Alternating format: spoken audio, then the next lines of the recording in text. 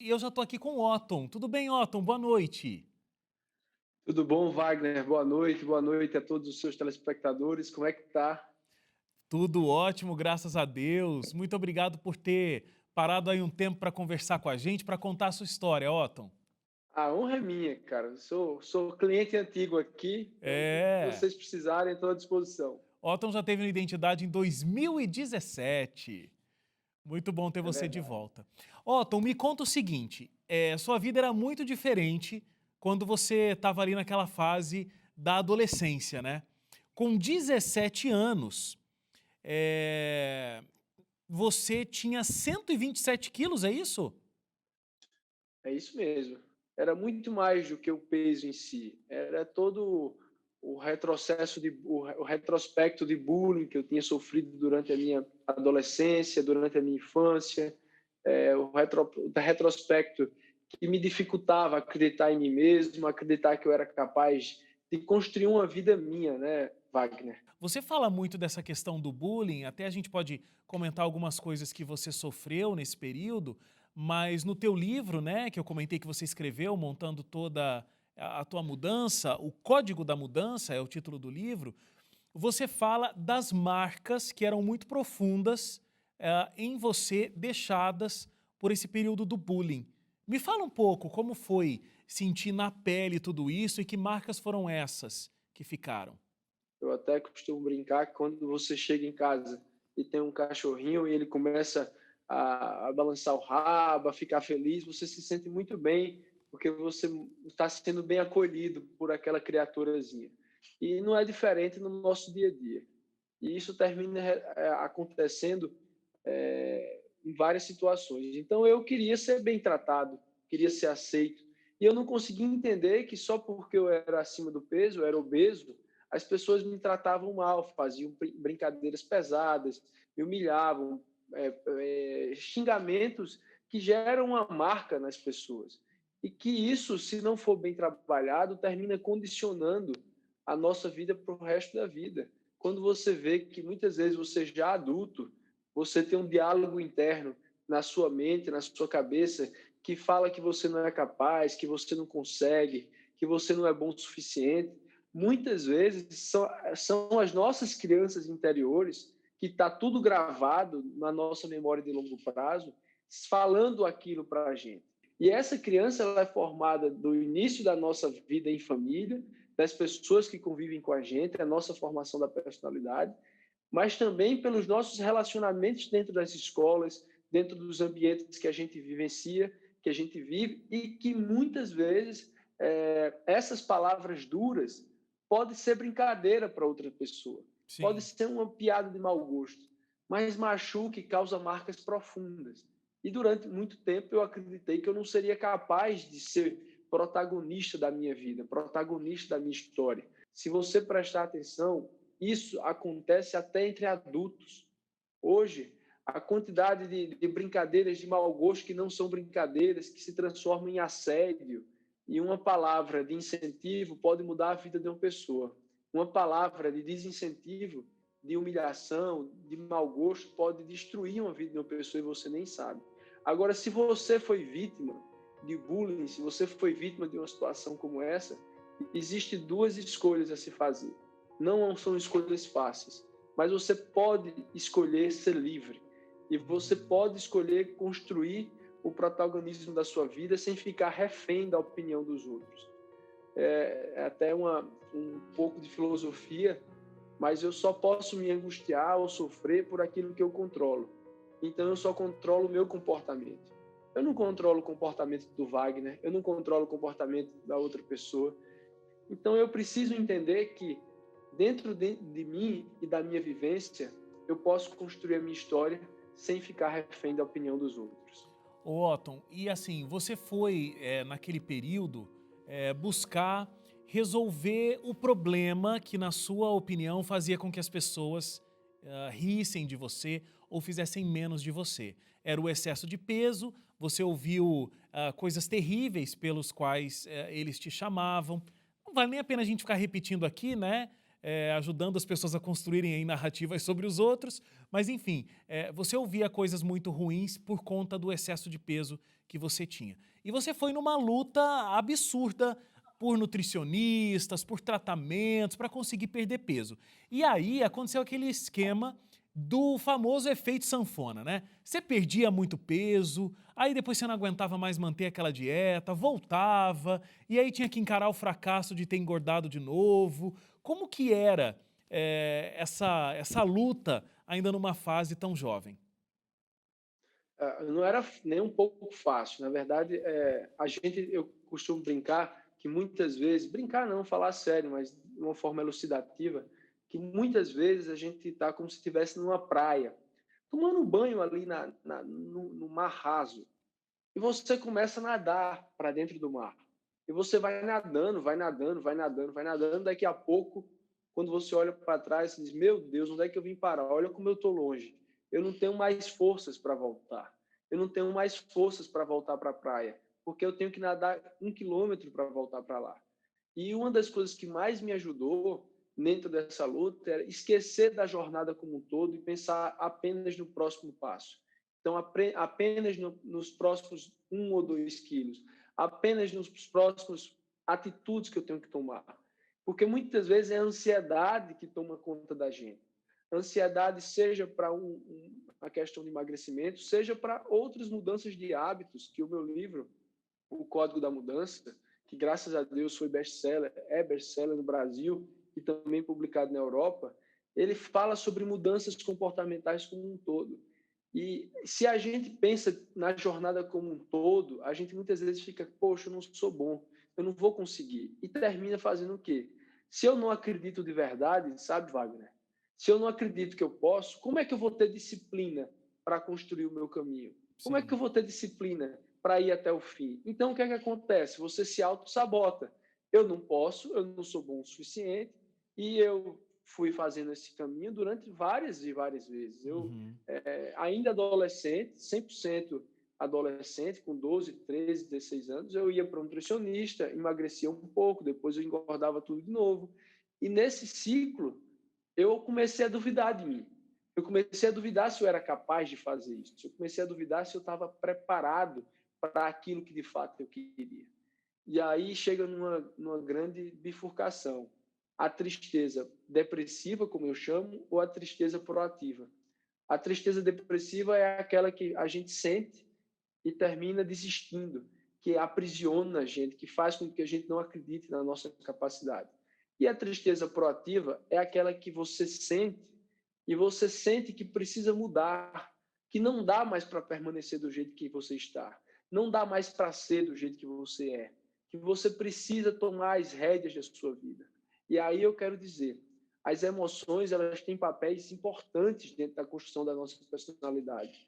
E, ao contrário do que muita gente fala, a tristeza, o medo, a raiva, o nojo, a angústia têm papéis importantes na nossa sobrevivência. Então, a tristeza é uma das emoções básicas. E Uhum. ela dá mais o quê? Dá mais discernimento, dá mais capacidade de análise crítica dos fatos, faz você deixar de ficar numa situação onde você não consegue ter clareza daquilo que você quer. E nesse momento eu estava no espelho chorando, olhando para mim, eu não aguentava mais. E eu não estou falando aqui só de coisa física, eu estou falando aqui da formação da personalidade de uma criança e de um Sim. jovem. E esse processo é muito duro, porque até hoje, para mim, o autocontrole é uma coisa que eu não abro mão. Até hoje, quando eu não estou com controle sobre a minha vida, eu me sinto, se eu perco um pouquinho o controle, eu me sinto extremamente vulnerável. Porque diferente de outras pessoas que sempre foram magras e às vezes depois de adulto engorda, o impacto que isso tem em mim é muito forte, é muito profundo. Então, é algo que você leva para a vida toda, mas graças a Deus e ao meu treinamento, a minha capacidade as minhas soft skills, né, que eu acho que é um problema hoje na educação, a falta de ensinar soft skills, porque infelizmente, Wagner, eu vejo que a educação se distanciou muito da realidade, sabe? Uhum. Às vezes as escolas terminaram focando dentro de um mundo que não existe mais. Então, você faz a pessoa decorar fatos e dados, mas o Google, por exemplo, tem todos os fatos e dados à nossa disposição. E a gente deixa de desenvolver nas nossas crianças, nos nossos jovens e também nos adultos, capacidade como a inteligência emocional, criatividade, pensamento estratégico, disciplina, foco, oratória e comunicação, capacidade de expressar suas opiniões, de escutar, que são fundamentais. Já tem uma série de estudos de universidades como Harvard, Com Stanford, Yale, certeza. que mostram que é isso, que são essas habilidades que vai Sim. fazer a diferença na vida da pessoa. E eu estou aqui com o Otton Gama, ele é autor do livro O Código da Mudança, um best-seller no Brasil que conta a história dele e também essa metodologia de como a gente pode ter uma mudança para mudar os nossos objetivos ou para atingir os nossos objetivos. Eu falei, né, Otton, que você conseguiu perder 55 quilos e aí não é difícil imaginar por que você chorou de emoção ao ver que tinha conseguido atingir esse objetivo, porque tinha uma marca muito profunda ali e isso foi uma coisa muito latente, ter conseguido essa mudança. Conta para mim dessa emoção de ter atingido esse objetivo. É algo que mexe com a gente, né? Porque você se esforça, você paga o preço. Foi algo muito feliz, não só quando eu cheguei, mas principalmente a luta para manter essa mudança. E esses hábitos que acontecem funcionam na nossa mente, 40% do nosso comportamento ele é automatizado. Pela Universidade de Duke, nos Estados Unidos, fez um estudo recente que demonstra que 40% do nosso comportamento é automatizado. É por isso que, por exemplo, quando você vai dirigir e começa a dirigir, você tem muita dificuldade de dar a seta, de passar a Sim. marcha, de tirar o pé da embreagem. Depois, hoje, você senta lá e vai com a tranquilidade, falando, às vezes até fazendo uma bobagem de falar no telefone. Não façam isso, viu? Mas tem gente que faz, porque virou um hábito para você. E da mesma forma que esses hábitos ajudam a gente a sobreviver, porque imagina que se você tivesse que pensar para as pequenas coisas que você faz, como se vai amarrar primeiro o cadarço esquerdo ou o cadarço direito do seu tênis, se vai escovar os dentes no dente de cima, no dente de baixo, no dente de um lado, que tudo isso são hábitos, da mesma forma que eles impulsionam a vida humana e são fundamentais, hoje eles são responsáveis também por muita coisa ruim, que é o quê? O hábito, pessoas que morrem por conta decorrente do alcoolismo, pessoas que morrem decorrente do fumo, pessoas que morrem decorrente da obesidade. Existe um dado da Organização Mundial de Saúde que diz que 12 milhões e 100 mil pessoas por ano morrem decorrente desses três péssimos hábitos: bebida, cigarro e excesso de comida. Então, hoje morre mais gente por conta da obesidade do que de fome. E existem dados nos Estados Unidos que demonstram que, pela primeira vez na história, aquele cinturão do meio americano, que é uma parte dos Estados Unidos mais rural, mais conservador em algumas áreas, mas com hábitos muito ruins em relação à comida, à bebida, a cigarro, essas pessoas que estão nascendo agora, pela primeira vez na história, têm uma expectativa de vida menor do que os pais. Olha Veja, só. veja que coisa. No país mais importante do mundo, a gente está vendo que tem o maior poder bélico, o maior poderio econômico, perder as guerras para esses hábitos. E quem faz os seus hábitos é você. E os seus hábitos fazem você. Então, se você quer, isso não é só na alimentação, também nos hábitos financeiros. Quantas pessoas que a gente conhece que conseguem dever no cartão de crédito sempre? Não só por falta de dinheiro, mas por falta de hábitos financeiros, Uhum. que uma vez eu dei uma carona lá em João Pessoa, na minha terra natal, para um empresário muito bem sucedido, o Carlos Wizard, e ele disse a mim, eu perguntei a ele qual era o segredo para ficar rico. Ele disse: o segredo para ficar rico é o quanto você gasta, não é o quanto você ganha. Uhum. Porque tem gente que ganha 100, 200, 300 mil reais por mês e gasta tudo. E eu conheço pessoas que ganham 2, 3 salários mínimos, mas têm uma vida organizada, uma vida equilibrada, tem sempre um dinheirinho no banco, o cartão de crédito está em dia, não está devendo. E esses são os hábitos. E eu pergunto, sabe, Wagner, até que ponto é importante ensinar isso de uma forma maciça? Até que ponto é importante para mudar o nosso país, para mudar a vida das pessoas? Eu digo que no Brasil, em 1994, não se usava cinto de segurança. O cinto de segurança era algo que, eu lembro, eu era criança, ninguém usava cinto de segurança, apesar de já ser lei, já era lei. E começou uma campanha, eles começaram uma campanha muito forte para poder fazer com que o cinto de segurança virasse um hábito, pegasse um hábito. E hoje a primeira coisa que a pessoa faz quando senta no banco do carro, qual é? Automaticamente, Colocar o você cinto. não pensa, colocar o cinto. E é muito legal isso que Já você não, falou, Otton, assim, de que 40% do que a gente faz, né, tá automatizado, e aí mostra pra gente duas coisas, eu penso. Primeiro, realmente lutar contra um hábito não é uma coisa simples. Então a gente já tem que estar não. pronto para essa batalha, né? Então, à medida que eu vou querer mudar um hábito, seja ele uma pequena correção ou uma coisa grande, como por exemplo, conseguir perder peso, uma quantidade de peso como você perdeu, não vai ser do dia para a noite, se eu fizer de um jeito saudável, mas fazendo um trabalho consistente eu chego lá, ou realmente na vida financeira, como você estava colocando agora, as coisas elas vão acontecer e vai ser difícil no início. Mas depois que você se acostuma àquele hábito, aí é aquela outra história que você falou, né? Tem que ter a vigilância, né? Tem que ter o controle da situação para que se mantenha. Porque também não é porque você atingiu um objetivo que pronto, meta cumprida, esqueci dela, né? Aí tem que manter o propósito. Então é muito legal o que você trata, inclusive no livro, sobre como mudar os hábitos, para a gente entender como funciona o hábito, né? E como ele é estabelecido e qual é a fórmula para que a gente rompa essa barreira e consiga atingir e consiga formar um hábito diferente. Eu tenho certeza que todo mundo que está assistindo a gente agora quer ter pelo menos um hábito diferente.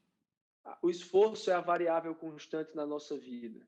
Se você tiver a mentalidade de que eu vou fazer isso rápido e daqui a pouco minha vida vai voltar ao normal, não é assim que funciona. É Uhum. preciso, ao contrário, entender que o esforço vai ser para sempre.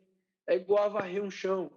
Se você é dona de casa, eu limpo minha casa aqui, na pandemia, inclusive, tenho limpado bastante, tem que varrer quase todos os dias. Se deixa um dia sem varrer, eu moro em São Paulo, capital, daqui a pouco já está cheio de poeira. Então, eu acho que grande parte dos problemas humanos vem de achar que o esforço é algo temporário, É. quando o esforço, na verdade, é constante. Eu vejo relacionamentos que, no início, a pessoa se esforça bastante para agradar namorado, esposa, e depois, por um determinado motivo, você começa a achar que não precisa mais se esforçar. Então, as flores não aparecem, a boa vontade não aparece. É assim em quase todas as relações humanas. E na nossa vida pessoal não é diferente. O hábito, ele tem um mecanismo que funciona, como eu falei, cerebral, que é de uma parte biológica da gente. E Sim. quando você entende o funcionamento desse hábito e as estratégias que eu trabalho no meu livro para você desenvolver a capacidade de meio que enganar o seu cérebro para poder chegar onde você deseja, aí é muito mais fácil, porque se você não, quantas vezes você já prometeu, você que eu digo, não você, nossos telespectadores, Mas tem eu já também nessa prometeu que ia história. mudar. Mas tem eu Eu nessa história também, todo também. mundo. Quantas vezes a gente já prometeu que ia mudar algum comportamento nosso e queria muito, estava com vontade, seja para ser mais produtivo, seja para ser mais disciplinado, seja para ser mais otimista mesmo, que é uma coisa importante. A gente acha que. E às vezes, se a gente você começa a ter pensamentos positivos, você começa a melhorar, daqui a pouco você volta a ser exatamente aquela pessoa que você prometeu que não ia ser mais. E aí onde é que está? São esses 40% que não são É. trabalhados em canto nenhum que puxam você para baixo. Essa missão de vida que eu tenho de compartilhar conhecimento, de educar as pessoas na nossa escola, nos meus cursos, nas palestras que eu faço, é acima de tudo, Wagner, porque uma coisa que a gente não pode fingir que não está vendo é que imagina se todos nós pudéssemos chegar no máximo que a gente pode. Sim. Imagina se a gente não tivesse um ralo aberto de desperdício de potencial humano. E eu costumo citar um pastor americano que ele fala que perguntaram a ele onde é que estão os maiores tesouros da terra. E ele respondeu: nos cemitérios. E a plateia ficou atônita. Como assim, nos cemitérios? Ele: sim, os maiores tesouros da terra estão nos cemitérios daquelas pessoas que passaram a vida toda dizendo que iam fazer, que podiam ter desenvolvido novas curas de doença, novos projetos, empresas gigantescas, e levaram esses seus sonhos, esses seus projetos para o túmulo, por medo, por insegurança, por nervosismo, por falta de fé nelas mesmas, em algo maior do que a gente, para que a gente possa chegar lá. E essas competências eu faço questão de divulgar, essas soft skills, porque eu acho, Wagner, que a gente, nesse momento que está vivenciando, no momento de medo, no momento de angústia, no momento que está muita gente sofrendo, perdendo entes queridos, nós não podemos deixar de dar uma palavra de esperança para as pessoas e de dizer assim: esperança não é algo bobo, esperança não é algo que vai acontecer num passe de mágica. Esperança é quando a gente acorda mais cedo e dorme mais tarde, trabalha longo e duramente pelos nossos objetivos. Esperança é quando a gente não desiste, apesar de todas as dificuldades. Esperança é quando a gente decide acordar e olhar para frente, de cabeça erguida, de peito aberto, sem se deixar ficar amedrontado, com medo, pequeno. A gente precisa ser maior do que os nossos medos e lutar com Excelente, todas as nossas energias para chegar onde a gente quer. E essa excelente. mensagem precisa passar para o nosso Brasil e para todos que estão nos assistindo. Muito bom, Otton. Eu te agradeço muito pela sua participação aqui no Identidade mais uma vez. Que Deus continue abençoando aí o seu trabalho intenso Amém. e essa tua ajuda para que as pessoas consigam cumprir os seus objetivos, buscar os seus objetivos e conquistá-los. Muito obrigado e que Deus continue te abençoando aí. Muito obrigado, Wagner. Obrigado você. Continue brilhando e levando esse programa fantástico para as pessoas. Parabéns, viu? Muito obrigado. E obrigado a você também que ficou com a gente até agora. A gente se encontra amanhã às 11h30 da noite em mais uma Identidade. Até lá. Tchau, tchau.